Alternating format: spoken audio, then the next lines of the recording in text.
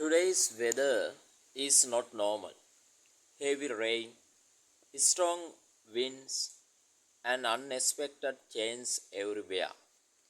In time like this, all we can do is stay calm, stay prepared, and pray for everyone's safety. May no one face danger. May every family, every child, every traveler be protected. Please stay indoors if possible. Take care of your loved ones and take this weather seriously. May this heavy rain pass without harm. May every home be safe.